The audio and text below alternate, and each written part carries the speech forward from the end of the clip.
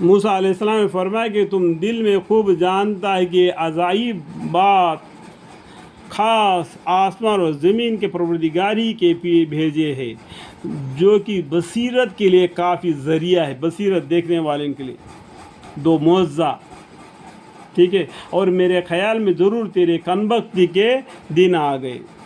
اس طریقے موسیٰ علیہ السلام نے فرعون سے کہا دیا، کیونکہ فرعون نے کیا کیا، موسیٰ علیہ السلام کو کس نے تم کو جادوگر کر کے بنا دیا کر کے، جادو کر دیا کر کے کہا دیا، تو موسیٰ علیہ السلام نے اس سے کیا کیا، میرے خیال میں ضرور تیری کم بختی کے دن آ گئے ہیں۔ پھر اس نے چاہا کہ ان بنی اسرائیل کا اس سرزمین سے قدم اکھاڑ دے، سو ہم نے اس کو اور جو اس کے ساتھ تھے سب کو غرق کر دیا۔ اور اس کے بعد اللہ تعالیٰ نے بنی اسرائیل کو کہا دیا کہ اب تم اس سرزمین میں رہو سہو، پھر جب آخرت کا وعدہ آ جاوے گا تو ہم سب کو جمع کریں گے، لا حاضری کریں گے،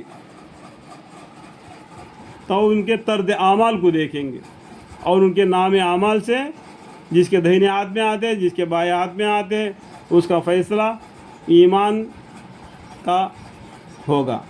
دنیا میں خون کا رشتہ دودھ کا رشتہ ہے، آخرت میں ایمان کا رشتہ ہے، ٹھیک ہے۔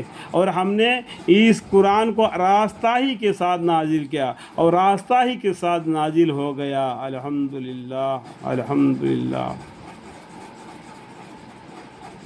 ہم نے آپ کو صرف خوشی سنانے والے اور ڈرانے والے بنا کر بھیجا ہے، اور قرآن میں ہم نے بجا فضل رکھا تاکہ آپ اس کو لوگوں کے سامنے ٹھہر کر پڑھے، اور ہم نے اس کو اتارنے میں بھی تدبیراً اتارا ہے۔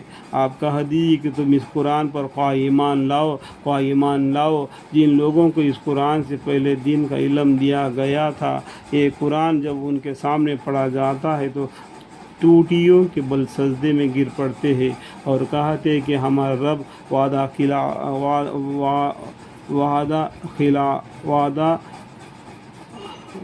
خلافی سے پاک ہے، بے شک ہمارا رب کا وعدہ ضرور پورا ہی ہوتا ہے، اور ٹوٹیوں کے بل گرتے ہیں روتے ہوئے، اور یہ قرآن ان کو خشوع بنا دیتا ہے۔ اللہ اکبر، اللہ اکبر، اللہ اکبر،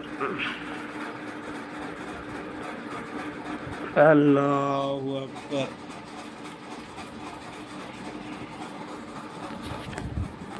آپ فرما دیجئیں گے کہ اللہ کہہ کر پکارو یا رحمان کر پکارو، جس نام سے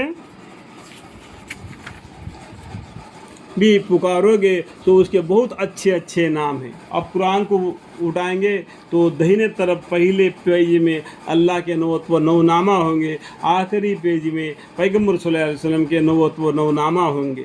اپنے بچوں کو ان ناموں سے اچھے نامے سن کر رکھ لینا، کل قیامت میں اسی نام سے اس بچے کو پکارا جائے گا، ان کے ماں باپ نے جو نام اس کو رکھا، ٹھیک ہے۔ سو اس کے بہت اچھے نام ہیں اللہ کے، اور اپنی نماز میں نہ تو بہت پکار کر پڑھیے اور نہ بالکل چپ کے ہی پڑھیے، اور دونوں کے درمیان کا ایک طریقہ اختیار کر لیجئے، اور کہہ دیجئے کہ تمام خوبیاں اس اللہ پاک کے لیے خاص ہے جو نہ اولاد رکھتا ہے، بالکل اللہ تعالیٰ کو اولاد نہیں، بیوی نہیں تو اولاد کہاں سے آئے گی؟ تو آپ قرآن میں قل اللہ سورہ پڑھے، جو قل اللہ سورہ کے بیچ میں جو آتا ہے وہ اللہ ہے، ٹھیک ہے، جو نہ اولاد رکھتا ہے اور نہ کوئی سلطنت میں اس کا شریک ہے۔ اللہ کی سلطنت ہے، زمین آسمان سب کچھ اللہ کی ہے، اس کے سوا کوئی نہیں۔ کوئی بولتا ہے کہ سلیمان علیہ السلام نے اتنا بادشاہت کی، کوئی اور بولتے ہیں کہ وہ کیا الیگزینڈر نے اتنا بادشاہت کی، آج کہاں گئے وہ لوگ؟ نہیں نا، پھر سلطنت کس کی ہے؟ اللہ کی ہے نا، تو یہ سمجھنا چاہیے۔ اور نہ کوئی سلطنت میں اس کا شریک ہے، اور نہ کمزوری کی وجہ سے اس کا کوئی مددگار ہے، اور اس کی بڑائیاں خوب بیان کیا کیجئے، اللہ کی بڑائیاں خوب بیان کیا کیجئے۔ اب آیت الکرسی پڑھنے سے بھی آپ کو معلوم پڑ جائے گا کہ اللہ کی نشانیاں، اللہ کی قدرت، اللہ کے کرسی اور پورا زمین آسمان سورج چاند اور ستارے سب کچھ اللہ کے کرسی کے بیچ میں آ جاتے ہیں. تو اللہ اتنا بڑا کرسی پر بیٹھنے والا ہے تو اللہ کتنا بڑا ہے سوچنے سے بھی اندازہ نہیں لگا سکتے.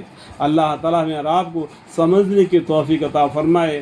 اللہ کے حکام پر ہمیں چلنے کی توفیق عطا فرمائے. جو غلطی کوتاہیاں ہو گئے تو ہمیں معاف فرمائے. قرآن کریم کے معانی کے پڑھنے میں جو ہے ہو بہو بغیر پڑھتے ہوئے اور کچھ باتیں اور کچھ کتابوں کی باتیں تو میں نے جوڑ کر بیان کیا تو لوگوں کو سمجھنے کے لیے. آپ تو دل کے بات کو بھی جاننے والے باریک بین باخبر ہے. اگر پھر بھی مجھ سے اگر کوئی غلطی کوتاہیاں ہو گئے تو مجھے معاف فرمائے اور مجھے علم عطا فرمائے. وقل ربی زدنی علما قال ربی اشرح لی صدری ویسر لی امری واحلل عقدۃ من لسانی یفقہوا قولی. آمین.